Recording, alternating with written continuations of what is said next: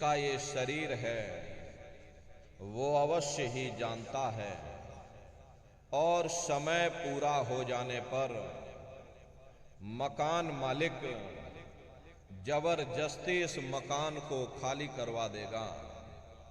उस समय न जमीन जायदाद काम आएगी, ना ये धन और संपत्ति काम आएगी।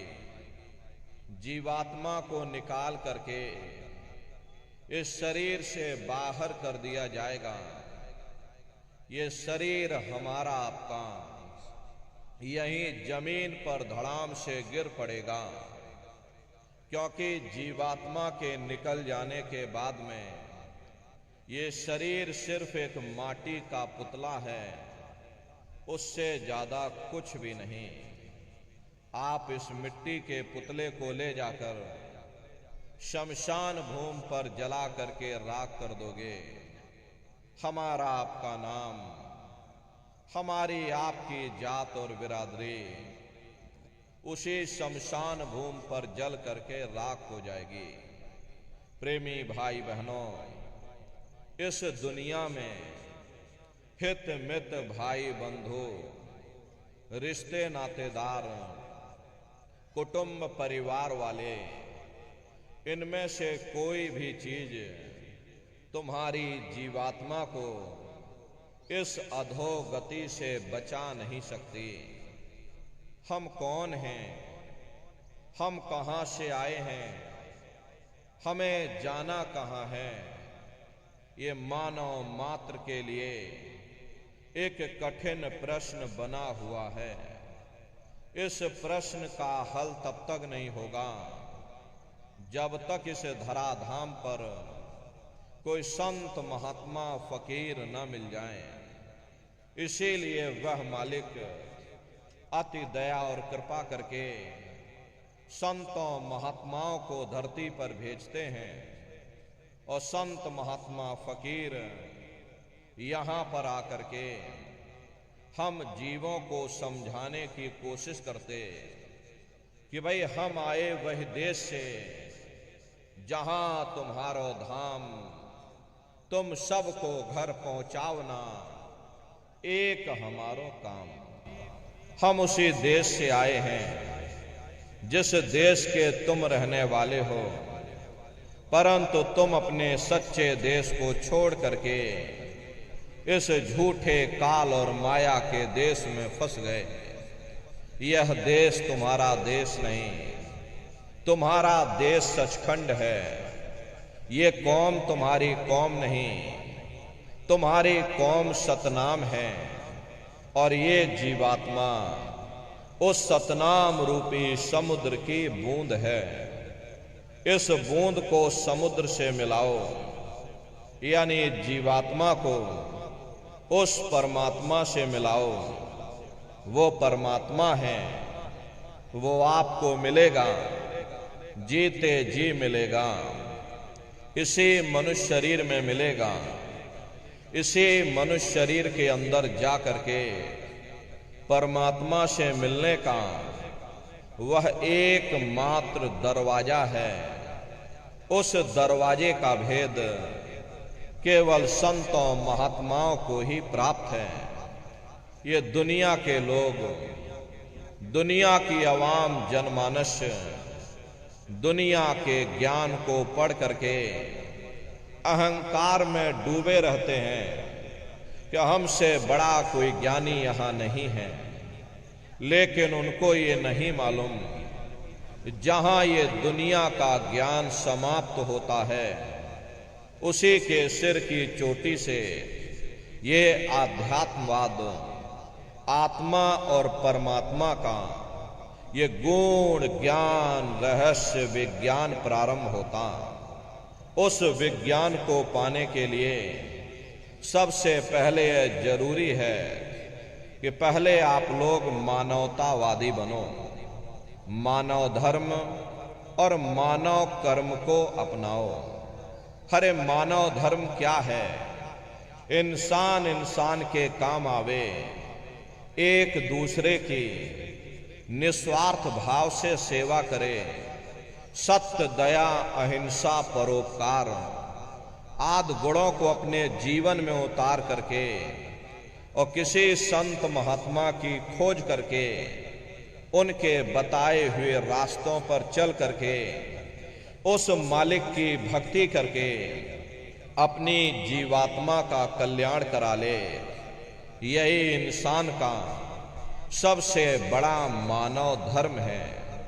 लेकिन आज इस कलिकाल में ये दुनिया की अवाम जनमानस इंद्रियों के भोग और वासनाओं में, शराबों और कबाबों में, मांस और मदिरा में सुख ढूंढने की कोशिश कर रही। ये चरित्र पतन जैसे कार्यों को अपना करके ये अवाम जनमानस कैसे सुखी हो सकती। पहले अपने चरित्र जैसे धन को इकट्ठा करो, क्योंकि चरित्र ही सब कुछ है। चरित्र ही मानव धर्म की पूंजी है। ये दुनिया भर के रगड़े झगड़े, पिता पुत्र में लड़ाई, आदमी औरत में लड़ाई, घर परिवार में लड़ाई, समाज में लड़ाई, जातियों में लड़ाई, मुल्क में लड़ाई, हरे न नारियों, ये इंसानों का काम नहीं है, ये हैवानों का काम है। इसलिए पहले आप इंसान बनो, चरित्रवान बनो, महात्माओं के नजदीक आओ। वे जो दया का प्रसाद दें उसे खुशी खुशी लेकर के अपने निज घर को जाओ, जहां न फिर जन्मना है और ना ही फिर मरना है। इसीलिए हमारे गुरु महाराज परम संत बाबा जय गुरुदेव जी महाराज ने आवाम जनमानस के बीच में ये आवाज लगाई है कि इंसानों, तुम अपने मानव धर्म के रास्ते पर वापस आ जाओ और इस मानव मंदिर में बैठ करके भगवान का सच्चा भजन करो, जिससे तुम्हारी ये जीवात्मा नरकों में जाने से बच जाए। अरे हम माने ना माने, लेकिन संत महात्मा त्रिकालदर्शी होते हैं, वे सब कुछ जानते हैं। अगर हम उनके वचनों को मान जाएंगे तो हम लोग बच जाएंगे, नहीं तो खाई और खंदक में जा करके गिर जाएंगे। इसीलिए अभी वक्त है उस मालिक से सच्ची प्रार्थना करने का, भगवान के सामने अपने गुनाहों की माफी मांगने का, धर्म मजहब के नाम पर लड़ने झगड़ने का नहीं, जात बिरादरी के नाम पर लड़ने झगड़ने का नहीं। हमने बहुत लड़ लिया, बड़े बड़े झगड़े और फसादें की, बड़ी बड़ी नुक्ताचीनी की, सिवाय नफरत के हमको क्या मिला। नफरत की ऐसी ज्वाला जली जिसमें घर जल गया, परिवार जल गया, समाज जल गई, जातियां जल गईं, अब सारा देश जल उठा। इसीलिए सारी मानवता बहुत थक गई। हर कोई ऐसी छांव चाहता है जहां उसे ठंडक मिले, शांति और सुकून मिले। ये सब वहीं मिल सकते हैं जहां शांति के संदेश होते हैं, सुकून के संदेश होते हैं, मानव धर्म और मानव कर्म के संदेश होते हैं। और ये संदेश केवल संत महात्मा फकीर देते हैं, जो समदर्शी होते हैं, जो समस्त जीवों के अंदर उस प्रभु के अंश को देखते हैं। ऐसे समदर्शी उन महात्माओं की खोज करो। ये मत देखना कि महात्मा जी किस जाति के हैं या महात्मा जी किस बिरादरी के हैं। जातियां कर्म के अनुसार बनाई गईं, जन्म के अनुसार नहीं। मनुष्य की एक ही जाति है, वो है मानव जाति। इसी मानव जामे में बैठ करके हमें उस मालिक की भक्ति करनी है। प्रेमी भाई बहनों, सुपच जाति के भंगी थे, रैदास जी महाराज जाति के हरजन थे, मीराबाई जाति की छत्राणी थीं। अगर वे सब उस मालिक को प्राप्त कर सकते हैं तो आप भी उस मालिक को प्राप्त कर सकते हो। लेकिन बगैर महात्माओं के, बगैर गुरु के कोई भी जीव इस संसार समुद्र से ना कोई पार हुआ और ना ही कोई हो सकता। ये समुद्र ऐसा है जिसके ना इस किनारे का पता ना उस किनारे का पता कोई नहीं जान सकता है। ये दुनिया कब बनी, कितनी बार प्रलय और महाप्रलय हो गई, लेकिन इतना जरूर मालूम है जिस दिन से दुनिया बनी है हम लोग यहीं पर भटका खा रहे। अगर इधर से हवा चली, नैया हमारी उधर चली गई और कहीं उधर से हवा चल गई, हमारी नैया डगमगाते हुए इधर चली गई। न जाने कितने युग और कल्प बीत गए, कितना समय बीत गया, लेकिन हमारे ये जीवन की नैया आज तक इस भवसागर से किनारे नहीं लगी। इसलिए नर नारियों, सौभाग्य से वक्त का इतना बड़ा वरदान आपको मिला, ये मानव तन आपको मिल गया।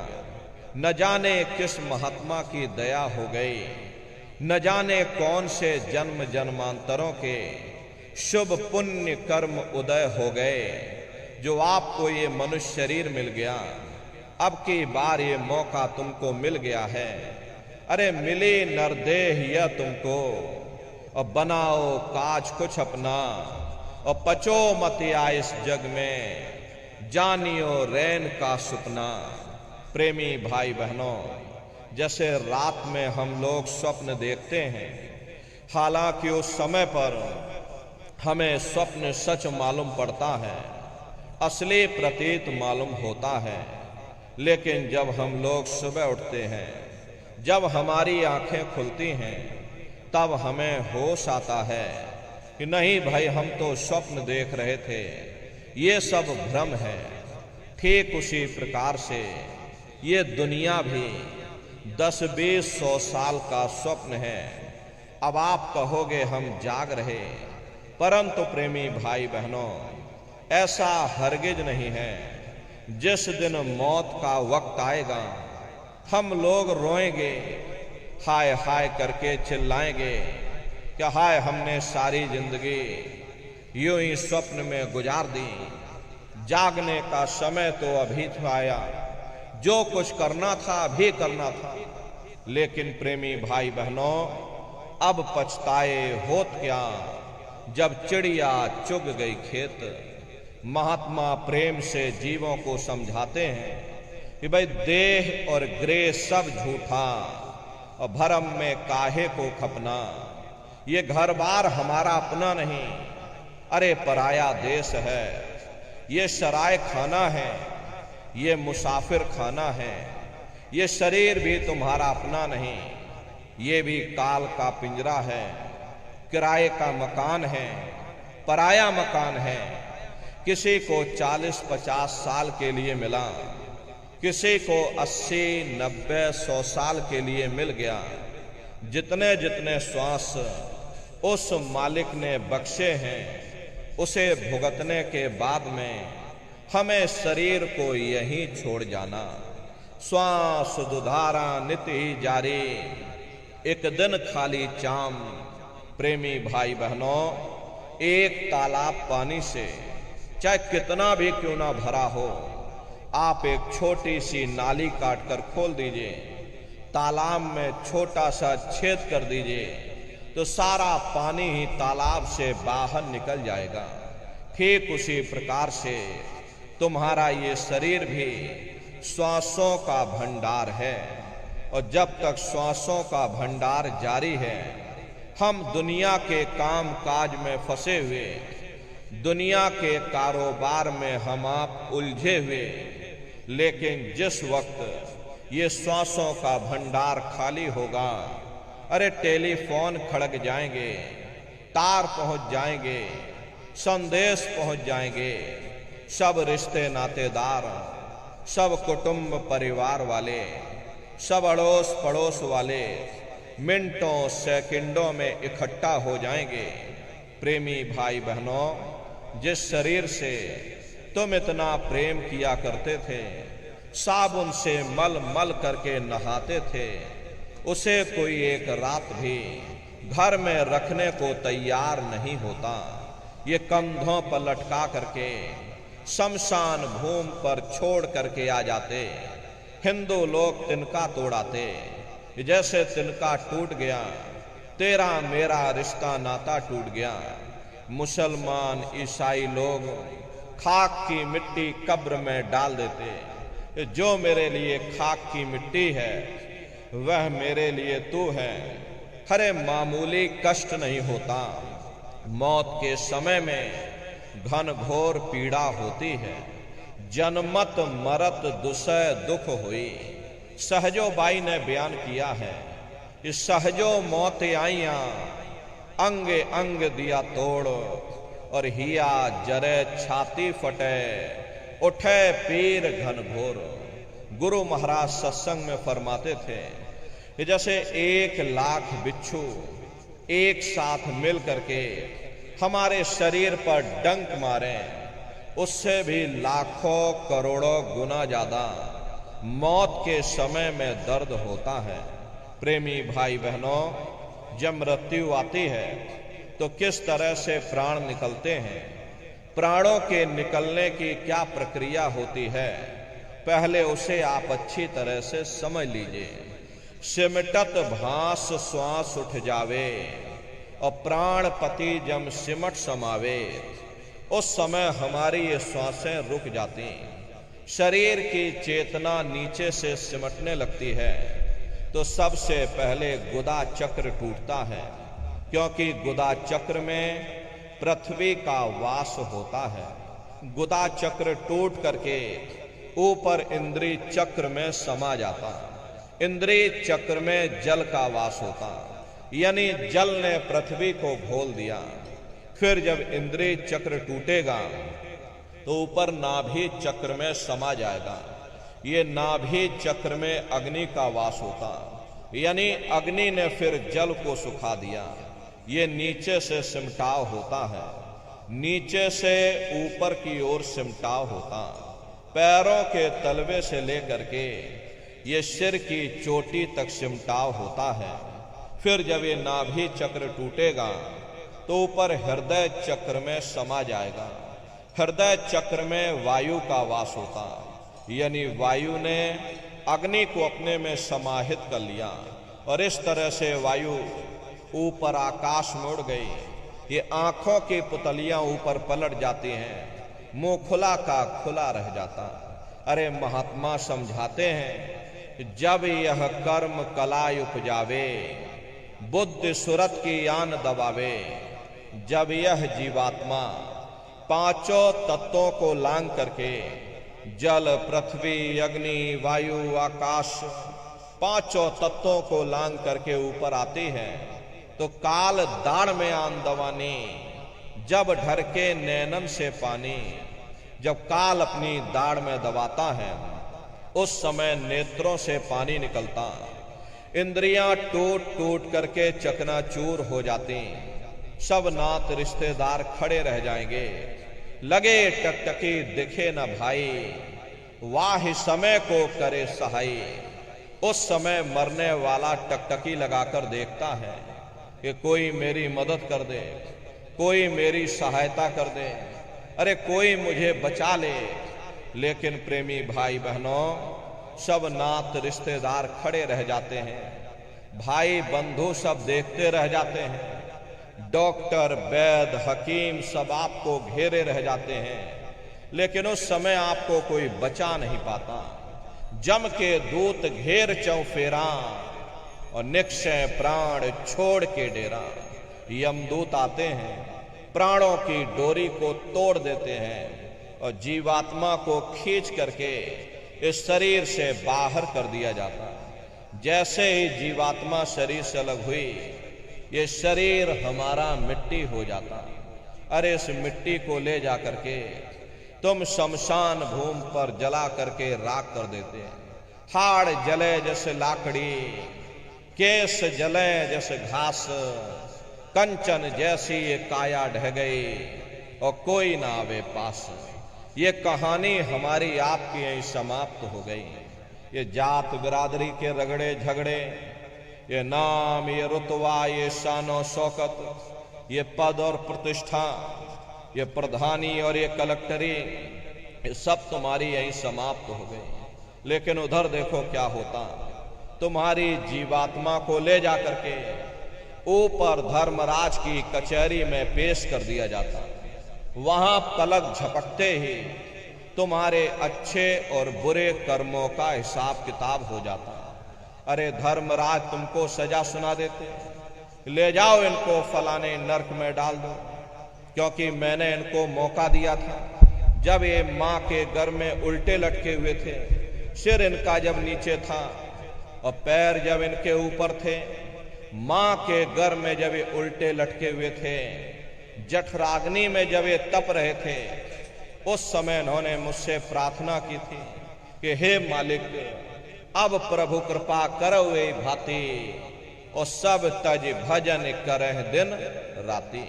कि हे परमात्मा, इस बार हमको मौका दे दो, हमको मनुष्य शरीर दे दो, हम भजन करेंगे, भक्ति करेंगे, हम अपनी जीवात्मा का कल्याण करेंगे।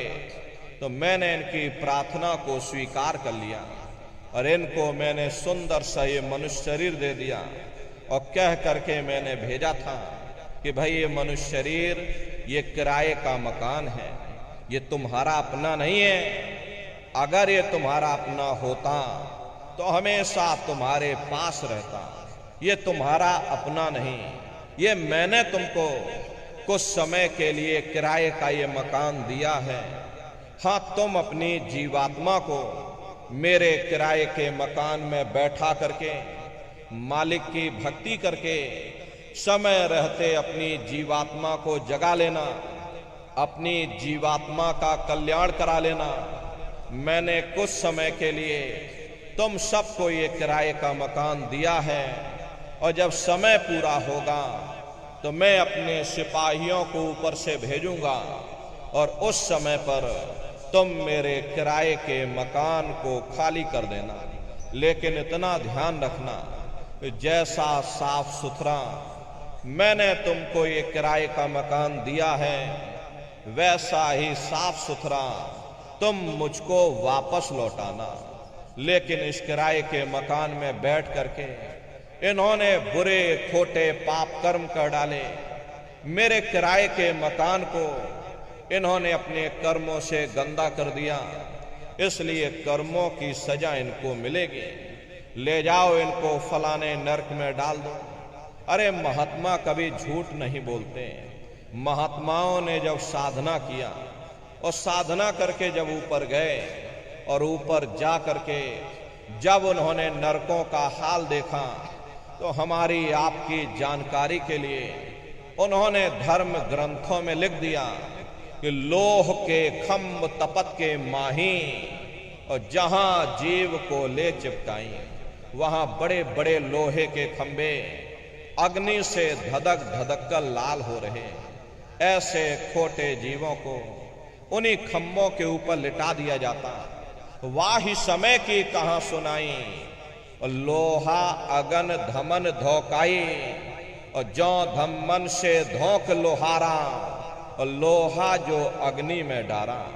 जिस तरह से लोहार लोहे को अग्नि की भट्टी में तपा तपा करके लाल कर देता, ऐसे ही प्रेमी भाई बहनों, उन नरकों में भी बड़े बड़े लोहे के खंभे अग्नि की भट्टी में तप करके लाल हो रहे। ऐसे खोटे जीवों को उन्हीं खम्भों के ऊपर लिटा दिया जाता। जीव हाय हाय करके चिल्लाता है, तड़फ तड़फ जीव जुलम बुखारी, और तपत खम्भ दुखी उपजे भारी। असहनीय वेदना होती है, असहनीय दुख और दर्द होता है। जीव वहां रोता और चिल्लाता रहता। लाखों लाख जोजन मील तक तुम्हारे रोने चीखने चिल्लाने की आवाज उन नरकों से होकर के गुजरती है। लेकिन प्रेमी भाई बहनों, वहां कोई तुम्हारी पुकार सुनने वाला नहीं, कोई तुम्हारी दर्द भरी आवाज को सुनने वाला नहीं। ये दुर्दशा क्यों हो गई? क्योंकि हम लोग मनमुखी हो गए, मन के कहे पर चलने लग गए। मन के कहे पर चल करके बुरे खोटे पाप कर्म करने लग गए। कर्मों का ये जखीरा अंबार के अंबार हमने अपने सिर पर लाद लिए। आज उन्हीं कर्मों का हम आप भोग पा रहे। अरे महात्मा कहते हैं कि नर के अनेक और हैं, कहाँ लग कहूं बखान। दुख भोगते यह जीव जो और जाने जो भोग समान। कहते भाई एक नरक नहीं, ऐसे वहां पर अनेकों अनेक नरक बने हुए। गरुड़ पुराण में 36 प्रकार के नरकों का वर्णन किया गया। कुंभी नरक निदान्य है, पड़े जीव जग जाए। सिर समेत डूबा रहे और सदा नरक के माही। कुंभी कहते हैं घड़े के आकार का बड़ा विशाल नरक वहां बना। दुनिया भर का मवाद उसमें भरा, बड़े भारी बदबू उसमें से आती। जीवों को ले जाकर उसी में डाल दिया जाता। कुंभी नरक कल्प लो वासा, मुख में नरक नाक में श्वासा। कल्प लो वासा यानी 1000 चौकड़ी युग का एक कल्प होता है। और कल्प लो वासा यानी युगों युगों तक ये जीव नरकों की सजा को भोगता रहता। और नरकों की सजा भोगने के बाद में इन्हीं जीवों को सीधे मनुष्य शरीर नहीं दिया जाता, बल्कि ले जाकर के 4 खान 84 लाख योनियों में डाल दिया जाता। जैसे बच्चा होता है, अब बच्चा पहले कक्षा 1 पास करेगा, फिर कक्षा 2 में जाएगा। ऐसे ही प्रेमी भाई बहनों वहां भी पूरा चैनल बना हुआ है। इसे आप अच्छी तरह से समझ लीजिए। ये आध्यात्मिक पढ़ाई है। जैसे दुनिया की पढ़ाई आप स्कूलों में कॉलेजों में पढ़ते हो, ठीक उसी तरह से प्रेमी भाई बहनों ये आध्यात्मिक पढ़ाई है। और ध्यान से समझोगे तभी आपके बात समझ में आएगी। तो नरकों की सजा भोगने के बाद में इन्हीं जीवों को 4 खान 84 लाख योनियों में डाल दिया जाता।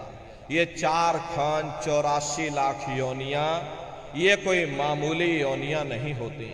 4 खान का मतलब होता है अंडज पिंडज उपमज स्थावर।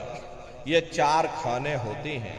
पहली श्रेणी तो इन पेड़ पौधों की आती है जिनके अंदर पानी का तत्व मौजूद होता है।